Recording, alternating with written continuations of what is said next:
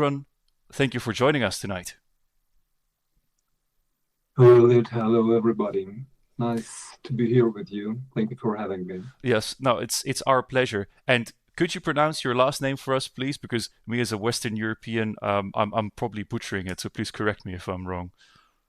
Okay. Well, my last name sounds quite difficult, Khzmalyan, but Khzmalyan. I will try to explain it very short. Um, it's a uh, Greek and Armenian word for the split of the churches. In Greek, it sounds schisma. When Okay, the right. church split happened, it had a special name. So it's the same word in Old Armenian, Khazmalyan, Khazum, which means something which is splitted. I see. Okay. Uh, so you can call Tigran if it's easier. Tigran. Yeah, You can it's a call me little just bit easier Tigran if for you me. wish. Yeah, Tigran. Yeah. Okay, great. So, could you give us a short history about yourself? Who are you, and especially who do you represent? What political party do you represent? Well, uh, I'm 61. Uh, my first education was linguistics, semiotic linguistics. Then, when Soviet Union was on the edge of collapse, I've decided to change this academic uh, and quite conservative way of living. So I changed my profession and I became a film director.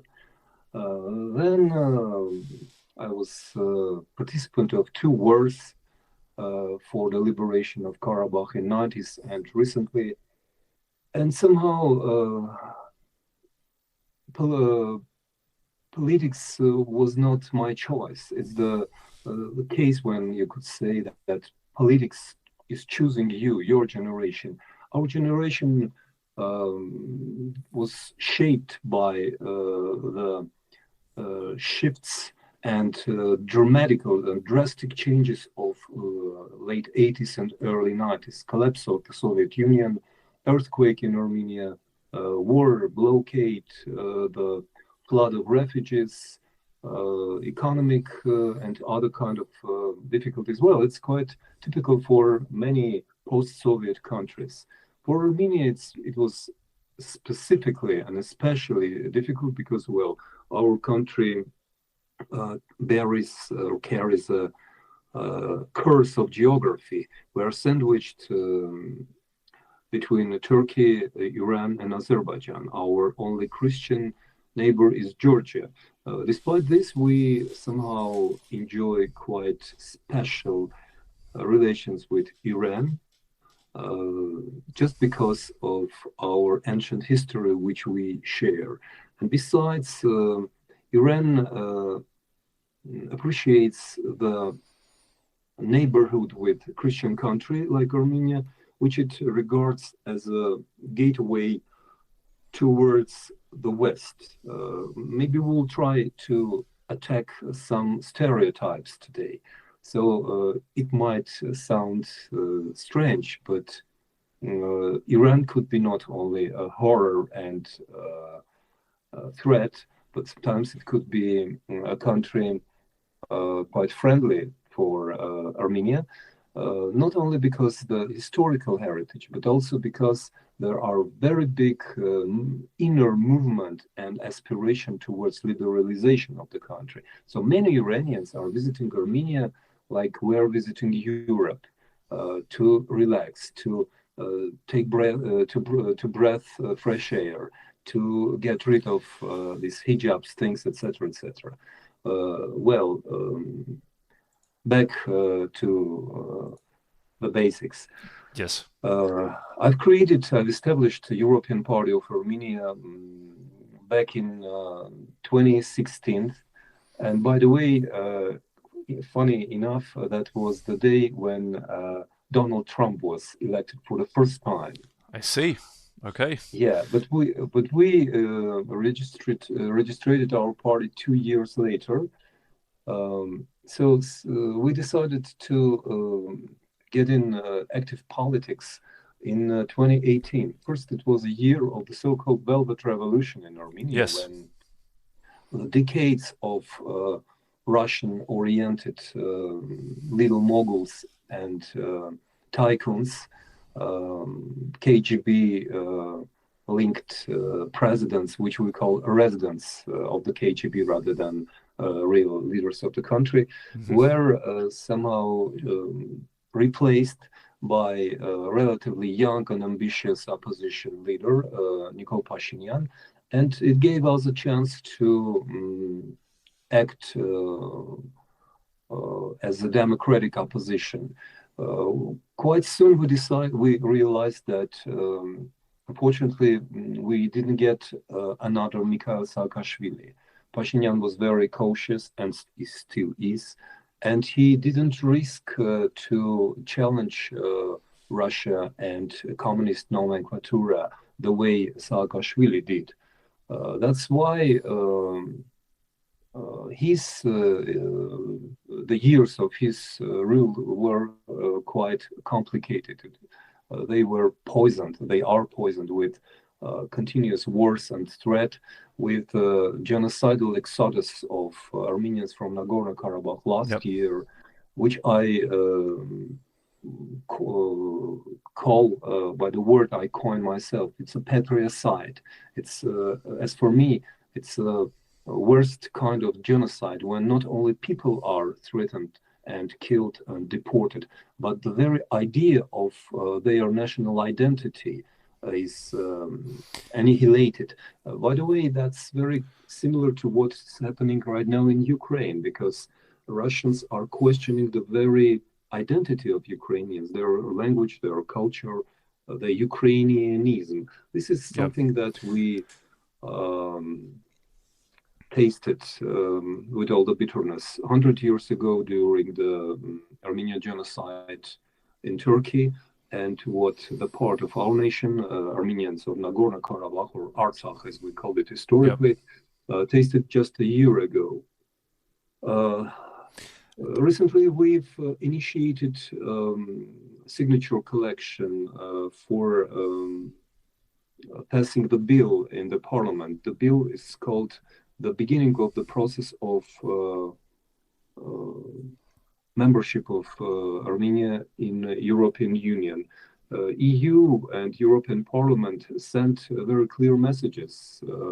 Last year and in the beginning of this year, there was a very impressive voting on March 15, when 514 members of European Parliament voted for positively that Armenia could appeal for EU membership. Unfortunately, our government is still postponing this brilliant chance.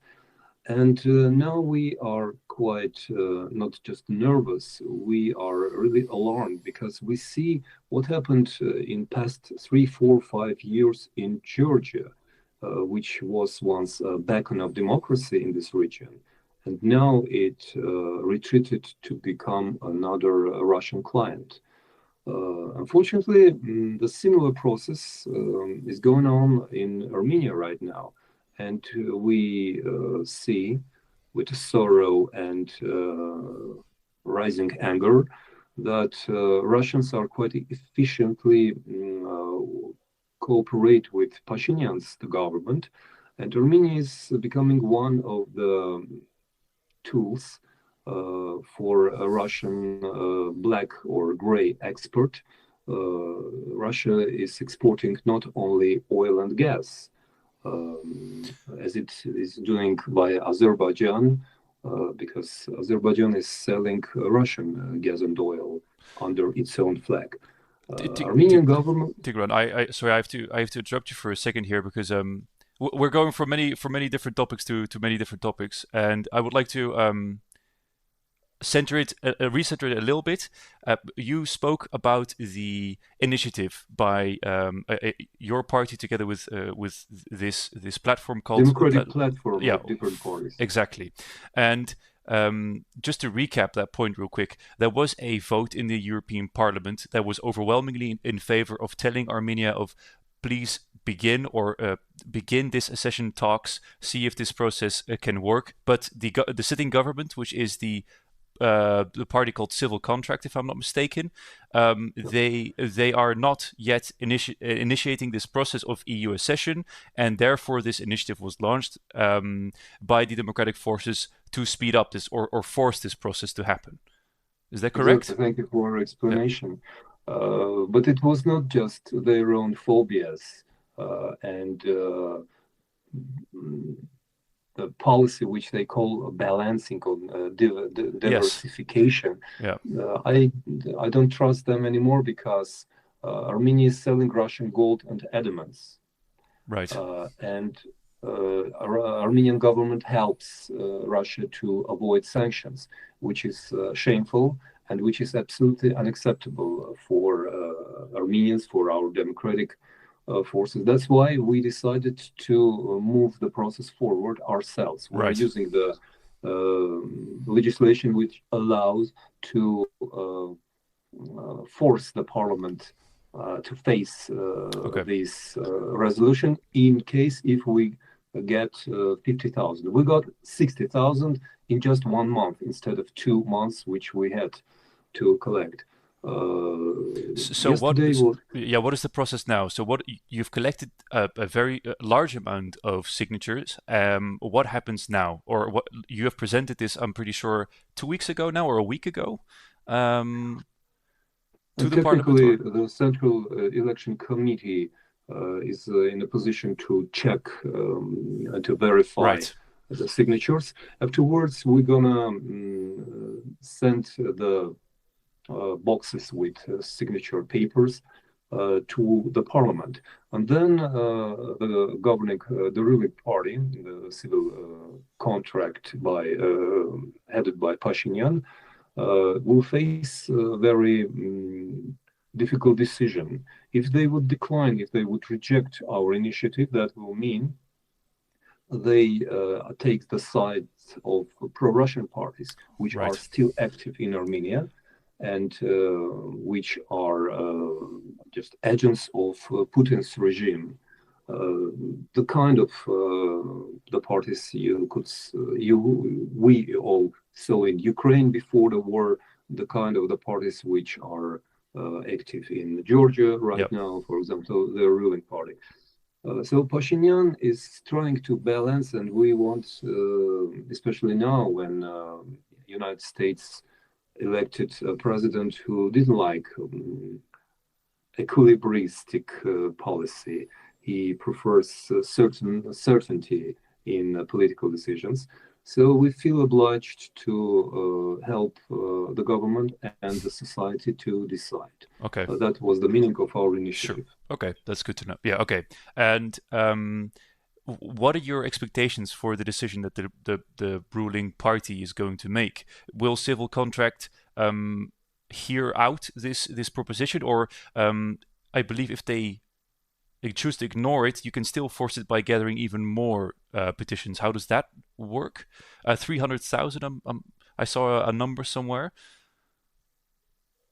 Yeah, that's an option. According to legislation, we could go for the second tour, and if we'll be able to collect 300,000, then the referendum is obligatory. I see. It's not up to the government to decide. But the reality is quite complicated because this kind of campaign is expensive and very difficult, and the government makes certain obstacles.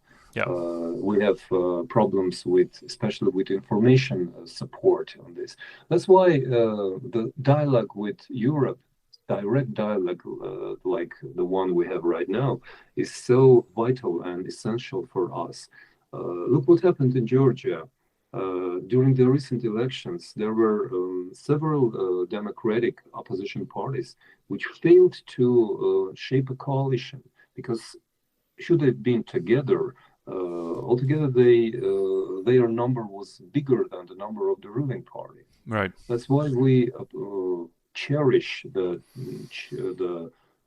current reality when 3 political parties and several 6 to 7 NGOs are shaping what we call democratic platform right now. That's vitally important because only together we could break through and we could push the government, or we could replace them to make democracy guaranteed for the country, because the pressure from Russia is growing, and we all are concerned with Ukrainian crisis, with the war in Ukraine, because should Putin get some free hand from the war, he would use it to strangle Georgian and Armenian opposition as soon as he could. That's why we feel some rush. We are in a hurry, and we want to push the government to make a decision as soon as possible. No. You asked what will Pashinyan do? We don't know. It's a good question, as we say, when we don't know the answer. Pashinyan is under the pressure from Russia, definitely, but we want him to feel obliged to fulfill the hopes and aspirations of the nation. That's why we are ready to go an extra mile to gather more signatures and to make pressure from the population, from the nation, rather than from the Kremlin. Okay, thank you.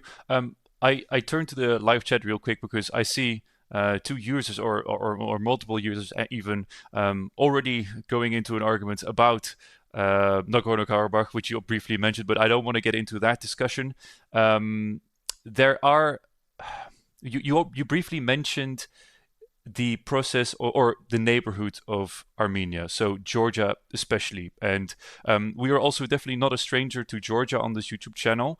We covered them in a video and a live stream a few weeks ago as well, and I was wondering how the relationships that are in Armenia's neighborhood, so Georgia, but also Azerbaijan and Turkey, and you mentioned Iran, which I forgot that they also had quite the influence in the region, which is my bad. I was wondering how these influences from these outside states, what influence they have in the process of Armenia and at least your European ambition. Does it hurt? Does it help? Like you said, there is pressure from Russia on the current government. What are your opinions or thoughts on that? First of all, I would like to emphasize the certain contradiction between politics and geography. I don't regard this region as the Caucasus or South Caucasus, which is a common place. I believe that we are in the process of shaping a new political reality, a new political region, which I used to call Southeastern Europe. Okay. This is a region which contains of Ukraine, Moldova, Georgia, and Armenia, and Black Sea is a bridge rather than a gap. I don't mention Azerbaijan. Why? Because Azerbaijan never expressed its aspiration towards the European Union, and recently, just these days, during the COP29, we heard very harsh rhetorics of President Aliyev towards France, Netherlands, towards Europe in general. We heard what Borrell and Macron said about this. So I don't want to go further into discussion, but I just want to stress that, to emphasize that if we regard ourselves as Southeastern Europe, it could change the point of view. It could make our dialogue easier. That's why that's how you would understand the basis of our European aspirations. Okay. We are Europe as a part of European civilization. Well, there are certain stereotypes. Armenia is the first Christian country. Armenia used to be linked with Europe for centuries and millennia. We were part of the Roman Empire, Yeah. along with Britain and Germany for a while, etc., etc. So I can definitely. I don't think that it is. You can argue much against Armenia's place in definitely European history at all. I'm wondering these aspirations, and this is going to be a bit of a critical question. So I'm hoping you answer honestly. Do you think, or do you feel the same feeling amongst your fellow Armenians, amongst the general population? Is there this same idea of wanting to belong to Europe, or is it just really a disconnect? What is the general feeling of the larger population? I guess is someone try to ask. it's not about honesty. We could just quote an Sure. American poll, which was made in early September this year, just a month or so Yep. ago, by one of their democratic institutions, either NDI or Republican Democratic Endowment. I don't remember exactly, but it showed that 58% of Armenians are ready to vote for European membership next Sunday. Only 13% voted or expressed the negative attitude. About 30% are still hesitating. So 58%, it's quite Yeah. serious if only 13 are against. It's much more impressive than in Moldova when only half of Yep. percent saved the day for Maya Sandu and for all of us, because losing Moldova would have been a very bad precedent for Ukraine and for Armenia and for Georgia as well. So we feel ourselves a Yeah. region and we have Okay. to shape it. And we cannot do it alone. We cannot do it without European support, without European solidarity. That's why I'm Yeah. repeating that this conversation and this kind of conversations are so essential for us.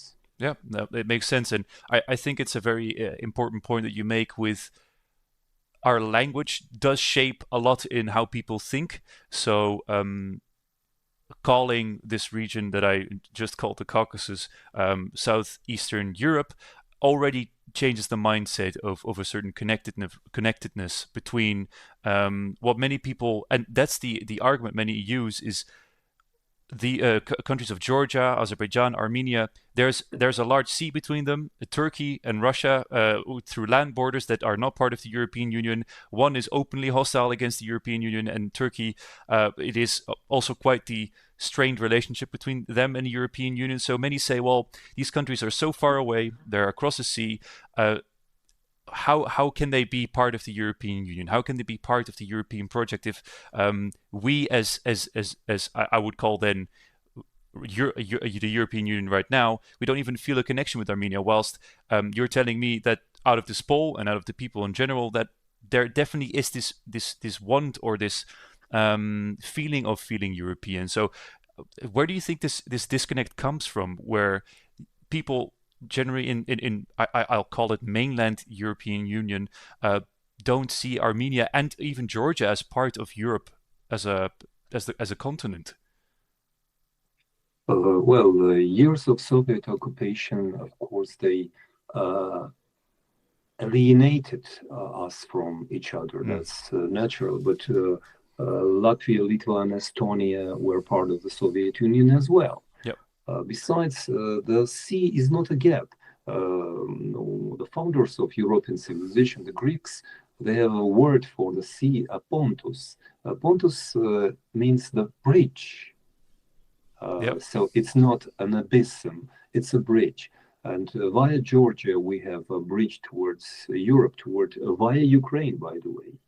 Ukraine, that's why I'm saying that the region is not just the Southern Caucasus, it's Ukraine, Moldova, Georgia, and Armenia. Yep. We understand very well that alone, without Georgia, we cannot apply for membership. The same about Georgia. Georgia is not,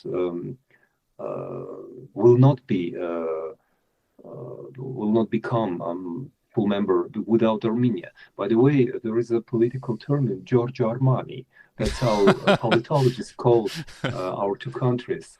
20 years ago, I've heard that in Washington, D.C. So Americans saw our region as something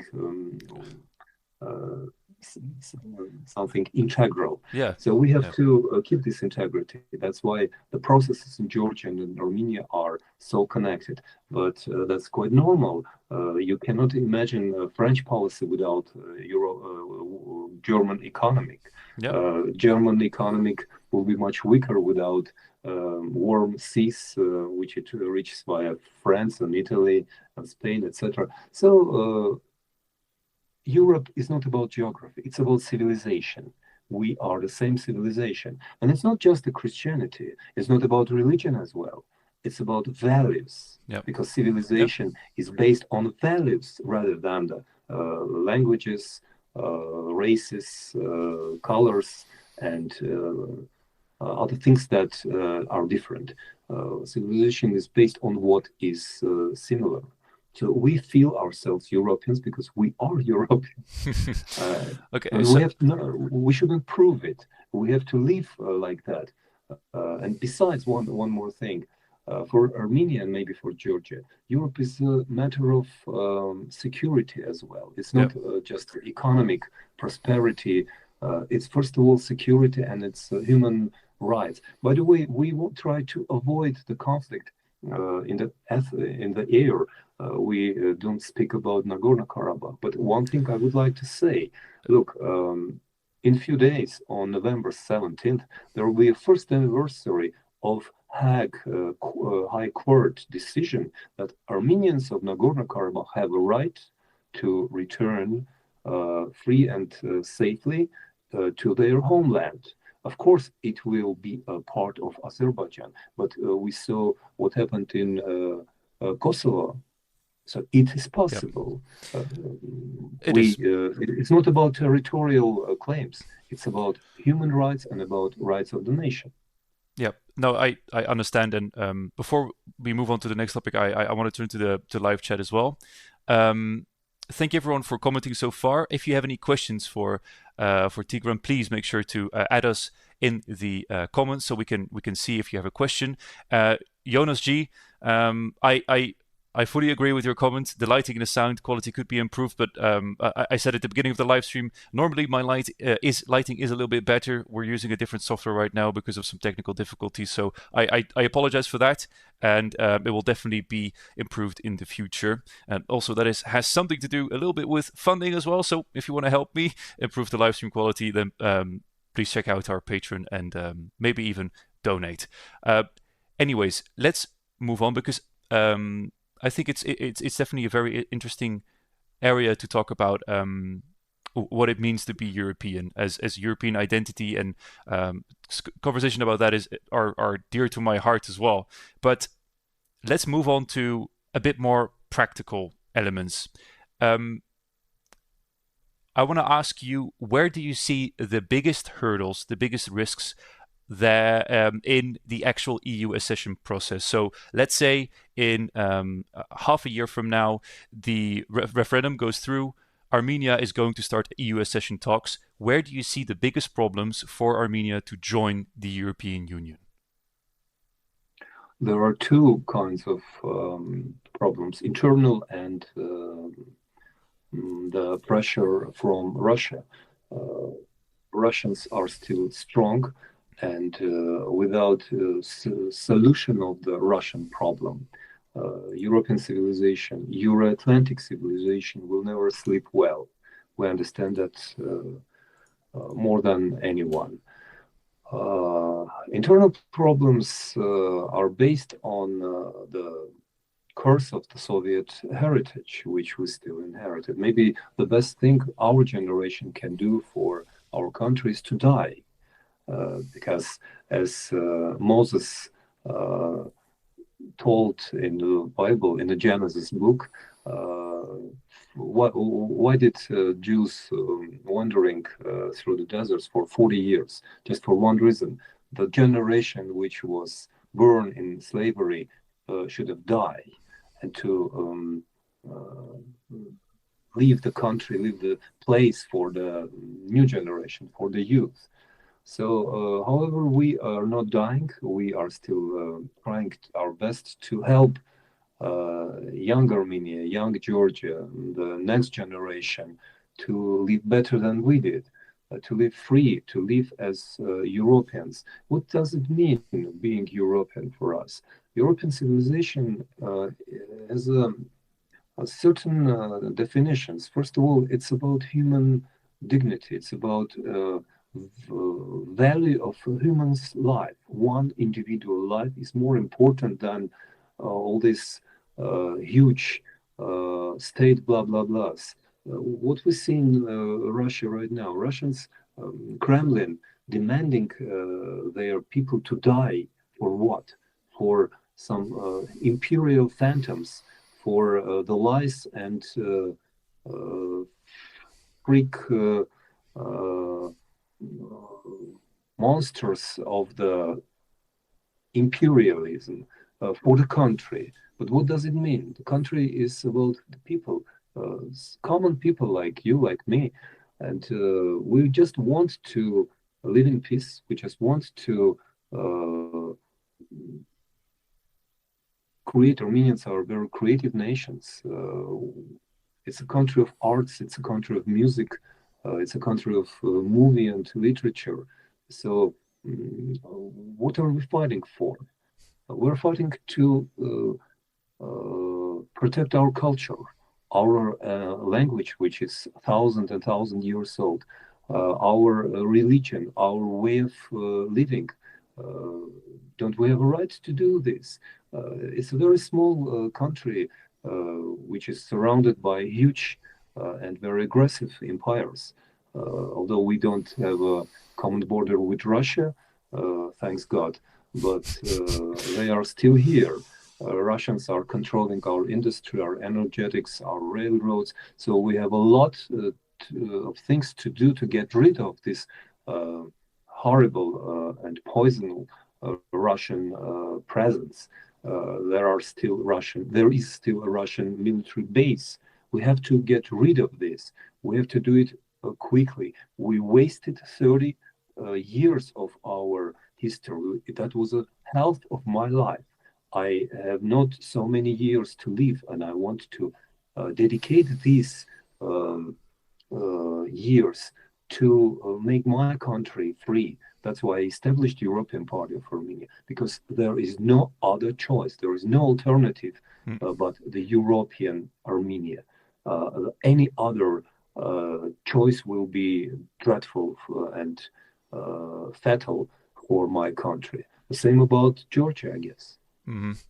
Okay, and I'm thinking more specifically, is there, to your knowledge, any already problems or let's say of the orders of the IKEA for actually joining the European Union? Certain thresholds have to be met for a prospective country. Do you see any specifically of those that might become an issue? I mean, there is always the issue of territorial integrity, right? So then the discussion of Nagorno-Karabakh may come up, although I must admit I'm not quite sure about the recent history of the established borders now, and if there was any formal agreement on them, or things like I don't want to be that person, but elements of corruption still are a fear of many legislators in the European Union. Do you see maybe issues there? Yeah, go ahead. Of course, there are 12 so-called Copenhagen principles which we have to meet. That's a precondition to get into Europe. And that's not for the Europe, that's for us. That's what we need to do. It's our homework. That's about corruption, about the reforms in police, in army, everywhere. And we are doing that. Maybe not that efficiently as we could, but with a little help from Europe and from America, we could do that quite fast, because it's a small country. It's a population of average European or American city, 3 million people. And Armenians are living all around the world. So we have a huge diaspora, which is 3-4 times bigger than the population of Armenia of own. So we have great experts and specialists and managers in diaspora. We could easily, in theory, we could make a jump or breakthrough in a year or two. It takes only political will. That's what we need most of all. We need courageous government, which is not corrupted and not discredited. In a year, there will be another parliamentary election, and the best thing that Pashinyan could do is to leave the country the way he came to the power, peacefully and according to real, fair and free elections. What else? Yes, corruption is a universal problem. That's not that big and that horrible right now in Armenia, thanks God, because we have a history of fighting the corruption. So the most dangerous threat is Russian interference, soft power, or by the way, the war with Azerbaijan was inspired by Russians. It's not How so? Azerbaijan's own decision. It would never be able to do that without certain Russian military, intelligence, and logistic political support, because Russia needs the southern part of Armenia, the so-called Zangezur corridor, and it's still pushing Azerbaijan to occupy this part of Armenia in order to make a land corridor towards Turkey.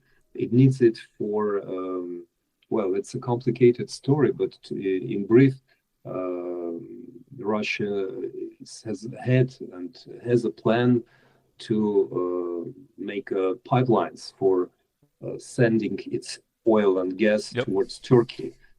So it's a very big issue, and only Western interference saved Armenia in past 3 years from being occupied and cut from its southern border with Iran.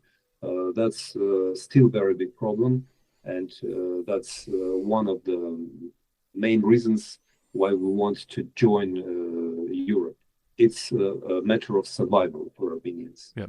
So maybe to summarize a little bit, in general, you definitely see a few issues in the homework, as you put it, for joining the European Union. However, you believe that these are definitely solvable, and Armenia can definitely adhere to these Copenhagen criteria because it has the knowledge, it has the willpower, and the thing that lacks now is the step to do it. I'm assuming of the political, let's say, cutting the rope and actually going for this process.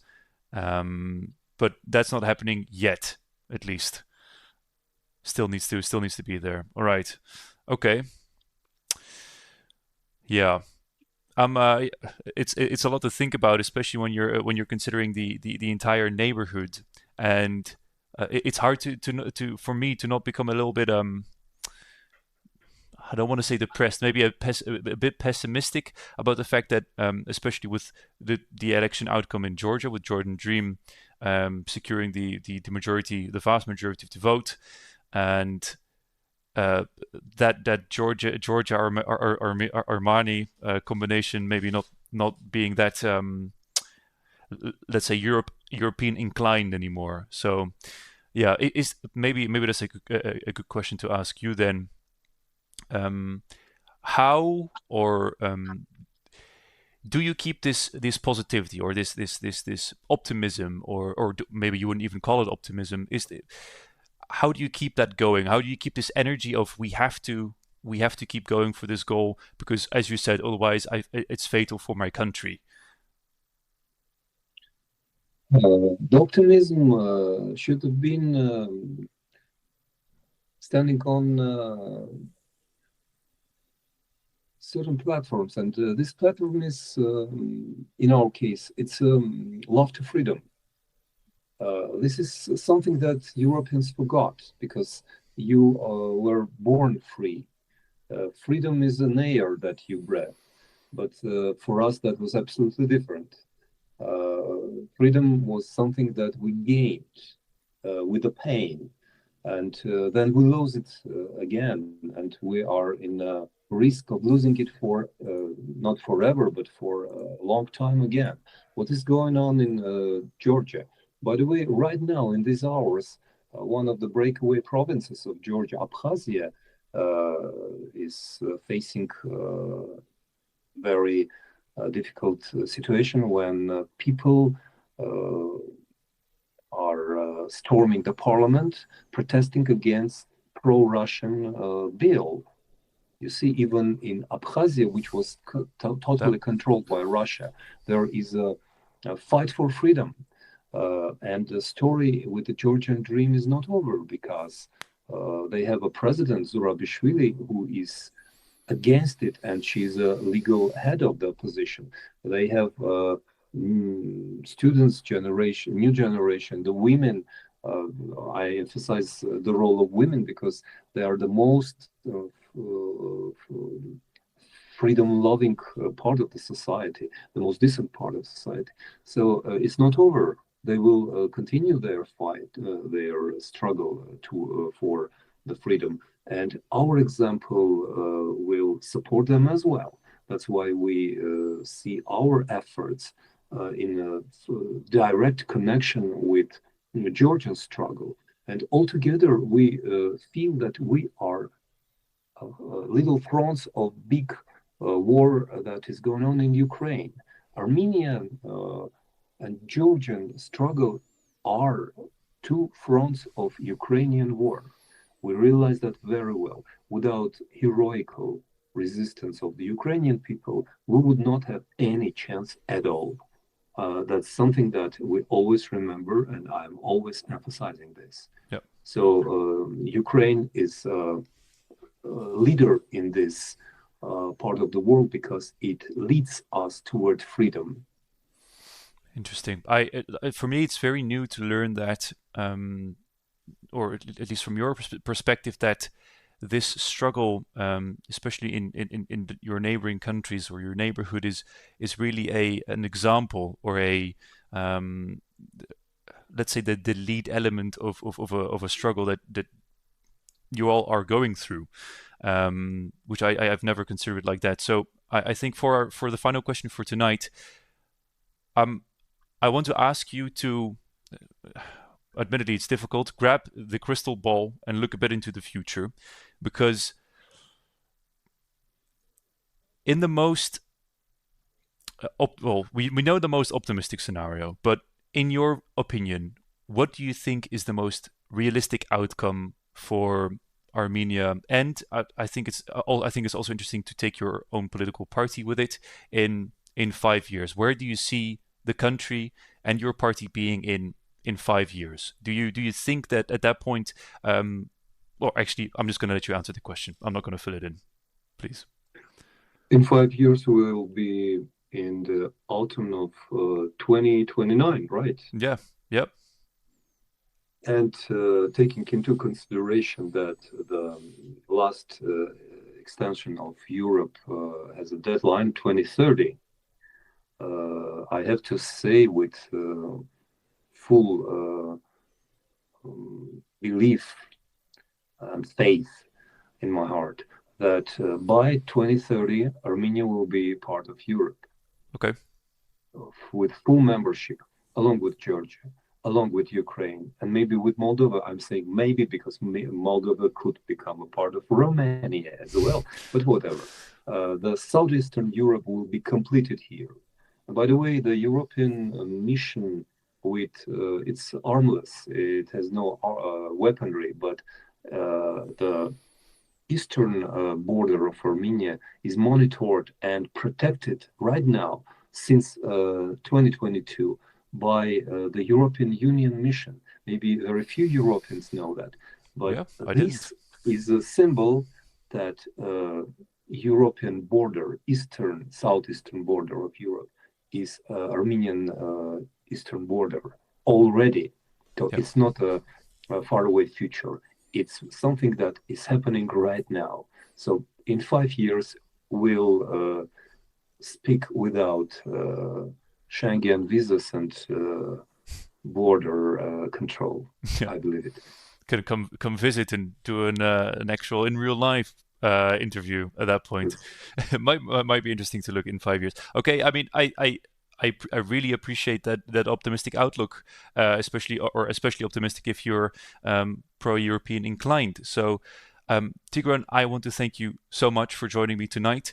I believe it was a very interesting conversation, and I think I can speak for everyone in the audience that they agree that it was definitely interesting. There are people arguing, as always, about where Armenia should go, but I'm already seeing some comments. Michael Vachagan says, message from Armenia, let us in, which I'm assuming is referring to the European Union. Some Armenian flags and European flags. Hey, Tigran, I wanted to let you know that the EU is rooting for you. Together we're unstoppable. Good luck, my friend, says Jonas G. So in that case, you're getting support from our audience. And if you want to say anything, any last message, any last words, please, the floor is yours. Yes, for the last sentence, it's just a replica to what I heard from these quotes. Armenia is not going anywhere. Armenia is standing around Mountain Ararat, the place of salvation of the mankind, as always. We are just getting opened. Russians and Turks before them, and then other occupants, they were doing their best to close us, to lock us. Armenia is just getting opened, and Armenia is open for Europe. We have to open our hearts. We have to open our doors, our borders, our souls for Europe, for what Europe is, for the best in the Europe, for the freedom, for values which we share. That's it. It's not about going somewhere. It's about being someone. That's all. Okay. Well, thank you very much. And to everyone watching, thank you for joining tonight. And I wish you a very pleasant evening. Goodbye. Thank you for invitation and have a good weekend.